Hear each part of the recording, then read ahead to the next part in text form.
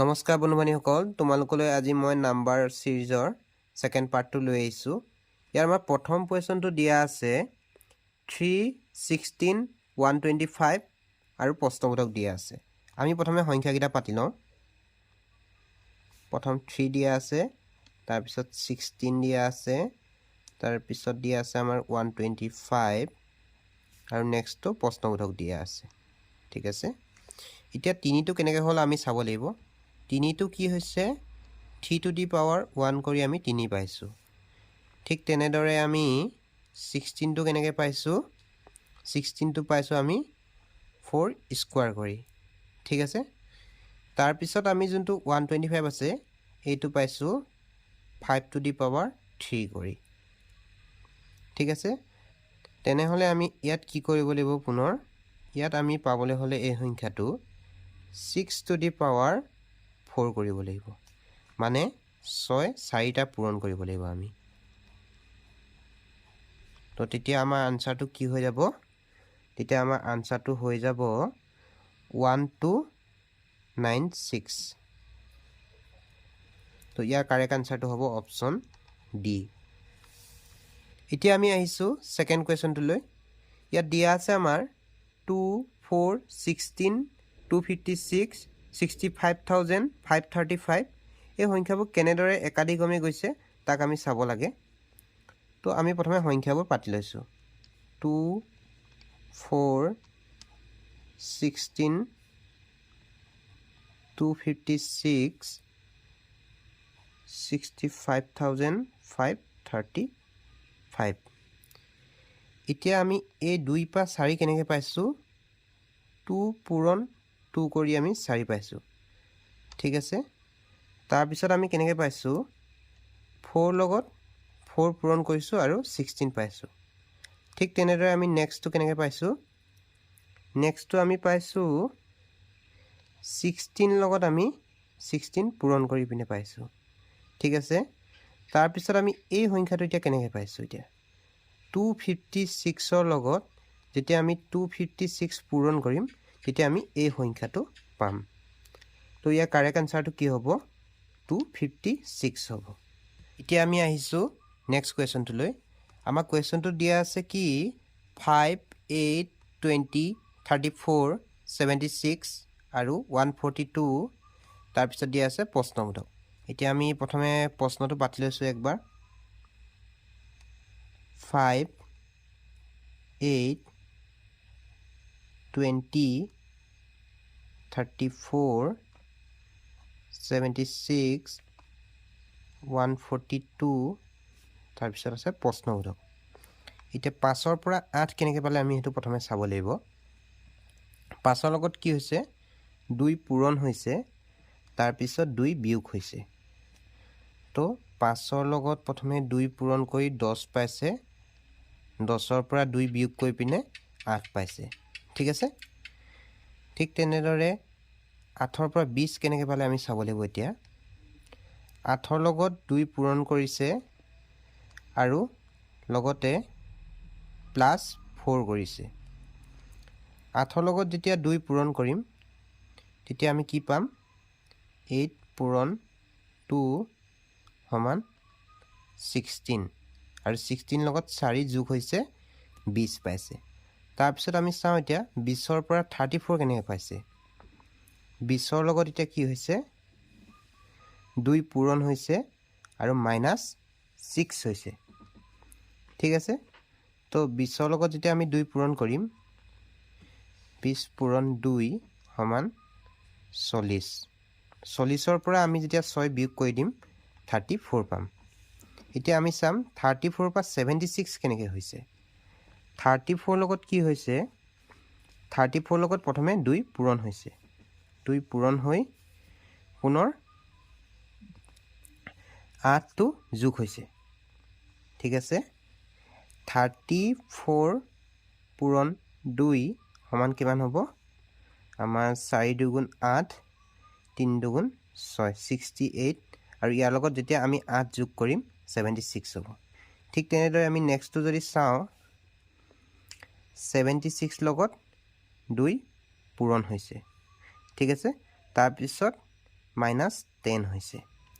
আমি যদি 76ৰ লগত মই ইয়াতে লিখি দিছোঁ 76ৰ লগত যদি আমি 2 পূৰণ কৰোঁ আমি পাওঁ 6 দুগুণ 12 2 বহিব 1 উকলিব 7 দুগুণ 14 একে 15 152 152 পৰা যেতিয়া আমি 10 বিয়োগ কৰিম তেতিয়া আমি 142 পাম।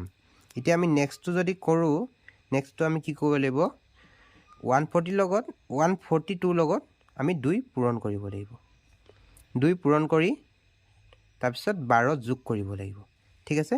তেতিয়া আমি কি পাম 142 লগত যদি আমি 2 পূৰণ কৰোঁ 2 দুগুণ 4 4 দুগুণ 8 2 এগুণ 2 ইয়াৰ লগত যদি আমি 12 যোগ কৰোঁ 12 পাতি লৈছোঁ মই 4 5 6 8 একে 9 2 296 তো ইয়াৰ কাৰেক্ট আনসাৰটো কি হ'ব অপশ্যন চি 296। এতিয়া আমাৰ নেক্সট কুৱেশ্যনটো হৈছে 14 14 21 42 105 প্ৰশ্নবোধক। এতিয়া আমি প্ৰথমে প্ৰশ্নটো পাতি ল'ম 14 তাৰপিছত 14 21 42 105 প্ৰশ্নবোধক ঠিক আছে। এতিয়া 14টো কেনেকৈ আমি পাইছোঁ 14ৰ পৰা 14টো আমি 1 পূৰণ কৰি পাইছোঁ ঠিক আছে। এতিয়া 14ৰ পৰা আমি 21 কেনেকৈ পাইছোঁ 14ৰ পৰা আমি 21 পাবলৈ হ'লে 1.5 পূৰণ কৰিব লাগিব। মই পূৰণ কৰি দেখাই দিছোঁ 14 আৰু 1.5 5 4 গুণ 20 পিছৰ 0 বহিব 2 উকলিব 5 গুণ 5 6 7 হ'ব 4 এগুণ 4 1 এগুণ 1 এতিয়া 0 7 8 9 10 11 1 বহিব 1 উকলিব 1 1 2 মানে এটা আগত পইণ্ট হোৱাৰ কাৰণে পইণ্ট দি দিলোঁ 21 হ'ল 21 পালোঁ। এতিয়া 21ৰ পৰা আমি 42 কেনেকৈ পাইছোঁ 21ৰ পৰা 42 পাবলৈ আমি 2 পূৰণ কৰিব লাগিব 2 পূৰণ কৰিলে 42 পাম। ঠিক তেনেদৰে আমি যদি 42 পৰা 105 পাবলৈ হ'লে আমি 2.5 পূৰণ কৰিব লাগিব। মই 42 লগত 2.5 পূৰণ কৰি দেখাই দিছোঁ 2.5 5 দুগুণ 10 10 0 বহিব 1 উকলিব 5 4 গুণ 20 একে 21 2 দুগুণ 4 4 দুগুণ 8 0 4 একে 5 8 9 10 এটা আগত পইণ্ট হোৱাৰ কাৰণে পইণ্ট বহি গ'ল 105 হৈ গ'ল। তো 105 পৰা আমি যদি নেক্সটটো পাবলৈ হয় 105ৰ লগত আমি কি পূৰণ কৰিব লাগিব আমি পূৰণ কৰিব লাগিব 3 যদি এতিয়া আমি 105ৰ লগত 3 পূৰণ কৰোঁ 5 3 গুণ 15 5 বহিব 1 উকলিব 3 0 0 1টো বহি যাব 3 এগুণ 3 তো ইয়াত কি হ'ব 315। ইয়াৰ কাৰেক্ট আনসাৰ কোনটো হ'ব এতিয়া কাৰেক্ট আনসাৰ হ'ব আমাৰ অপশ্যন বি। এতিয়া আমাৰ নেক্সট কুৱেশ্যনটো দিয়া আছে 0 3 8 15 24 প্ৰশ্নবোধক 48। এতিয়া আমি প্ৰশ্নটো প্ৰথমে পাতি ল'ম 0 3 8 15 24 প্ৰশ্নবোধক 48। এতিয়া আমি এই 0টো কেনেকৈ পালোঁ সেইটো চাব লাগিব। এতিয়া যদি আমি 1 স্কোৱাৰ কৰি যদি 1 মাইনাছ কৰোঁ তেতিয়া আমি 0 পাম ঠিক আছে। ঠিক তেনেদৰে আমি যদি এইটো সংখ্যাও আমি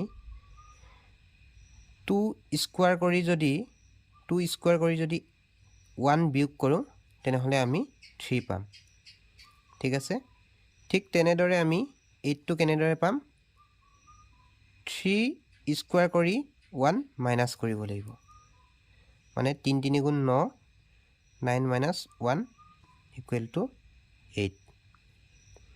ঠিক তেনেদৰে আমি যদি 15টো চাওঁ আমি কি কৰিব লাগিব 4 স্কোৱাৰ কৰি মাইনাছ 1 কৰিব লাগিব 4 স্কোৱাৰ কৰিলে কিমান হ'ব 16 16ৰ পৰা যদি আমি 1 মাইনাছ কৰোঁ তেতিয়া কিমান হ'ব 15 হ'ব ঠিক আছে তো আমি যদি নেক্সটটো চাওঁ 5 স্কোয়ার কৰি -1 কৰিম তো 5 যদি স্কোয়াৰ কৰোঁ 25 হ'ব 25 পৰা যদি আমি 1 মাইনাস কৰোঁ কিমান হ'ব 24 হ'ব ঠিক তেনেদৰে যদি আমি নেক্সটটো চাওঁ 6 স্কোয়াৰ কৰি 1 মাইনাস কৰিব লাগিব 6 স্কোয়াৰ কৰিলে 36 হ'ব 36 পৰা যদি আমি 1 মাইনাস কৰোঁ তেনেহলে কিমান হ'ব 35 হ'ব আৰু যদি আমি নেক্সটটো চাওঁ তেনেহলে 48 যদি আমি 7 স্কোয়াৰ কৰোঁ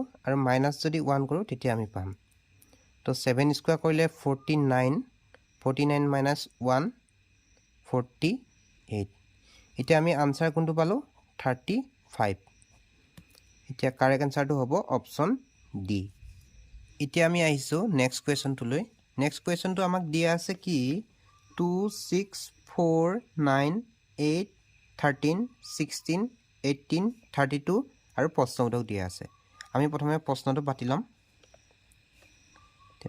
2 6 4 9 8 13 16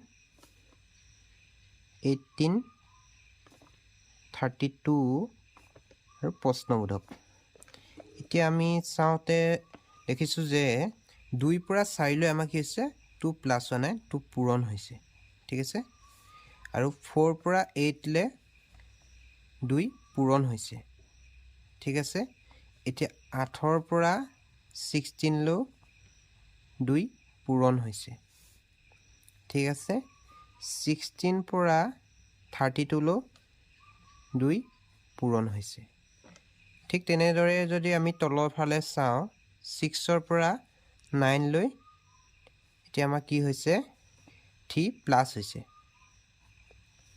আৰু 9 পৰা 13 লৈ আমি যদি চাওঁ ইয়াত 4 প্লাস হৈছে ঠিক আছে আৰু 13 পৰা আমাৰ 18 লে কি হৈছে ইয়াত 5 প্লাস হৈছে ঠিক তেনেদৰে যদি আমি চাওঁ 18 পৰা আমাৰ যেটো নেক্সট সংখ্যা বনিব তাত আমাৰ কি হ'ব 6 প্লাস হ'ব আমি যদি এতিয়া 18 লগত যদি 6 প্লাস কৰো কিমান হ'ব 8 9 10 14 4 বহিব 1 উকলিব 1 1 2 তেনেহলে কি হ'ব 24 এতিয়া আমাৰ অপশন কোনটো হ'ব option A is the correct answer এতিয়া আমি আহিছো হেখৰটো প্ৰশ্নলৈ এতিয়া আমাৰ প্ৰশ্নটো দিয়া আছে 2 0 3 2 4 6 5 12 6 প্ৰশ্নবোধক 7 30 আমি প্ৰথমে প্ৰশ্নটো পাতি লওঁ 2 0 3 2 4 6 5 12 6 প্ৰশ্নবোধক 7 আৰু 30 ঠিক আছে এতিয়া চাওক 2 লগত 1 যোগ কৰি 3 পাইছে ঠিক আছে 3 লগত 1 যোগ কৰি 4 পাইছে 4 লগত 1 যোগ কৰি 5 পাইছে 5 লগত 1 যোগ কৰি 6 পাইছে ঠিক আছে 6 লগত 1 যোগ কৰি 7 পাইছে ঠিক তেনেদৰে যদি আমি তলৰ ফালে চাওঁ 0 লগত 2 যোগ কৰি 2 হৈছে 2 লগত 4 যোগ কৰি 2 + 4 2 লগত 4 যোগ কৰি 6 হৈছে আৰু 6 পৰা 12 কেনেকৈ হৈছে আমাৰ 6 লগত 6 যোগ কৰি 12 হৈছে ঠিক তেনেদৰে যদি আমি চাওঁ 12 পৰা এইটো কেনেকৈ হৈছে আমি যদি চাওঁ 12 লগত আমাৰ কি হৈছে 8 যোগ হৈছে ঠিক আছে তাৰ পিছত যদি আমি চাওঁ ইয়াৰ পৰা আকৌ আমাৰ কি হৈছে ইয়াৰ পৰা আমাৰ 30 কেনেকৈ হৈছে ইয়াৰ যোনটো সংখ্যা পাম আমি এতিয়া কি পাম ইয়াত 20 পাম ঠিক আছে 20 ইয়াত কি হ'ব 20 হ'ব আৰু 20 লগত যদি আমি 20 প্লাস 10 কৰি দিও তেনেহলে আমি 30 পাম তো ইয়াৰ কাৰেক্ট আনসাৰটো কি হ'ব অপচন বি হৈ যাব আজিৰ আমাৰ এই ভিডিওটোৰ হেকটো প্ৰশ্ন আছিলে আৰু এই ভিডিওসমূহৰ সকলো প্লেলিষ্ট বনোৱা আছে তাত আপোনালোকে পাই যাব এলসিএম এনালজি আৰু সকলোবোৰ ধৰণৰ আমাৰ যোনবোৰ মেথছৰ টপিক আছে সেই মেথছৰ টপিকবোৰ আমাৰ প্লেলিষ্ট বনোৱা আছে তাত গৈ আপোনালোকে চাব পাৰিব যদি ভিডিওটো ভাল লাগিলে তেনেহলে লাইক শেয়াৰ আৰু সাবস্ক্ৰাইব কৰিবলৈ একেবাৰে নাপাহৰিব ধন্যবাদ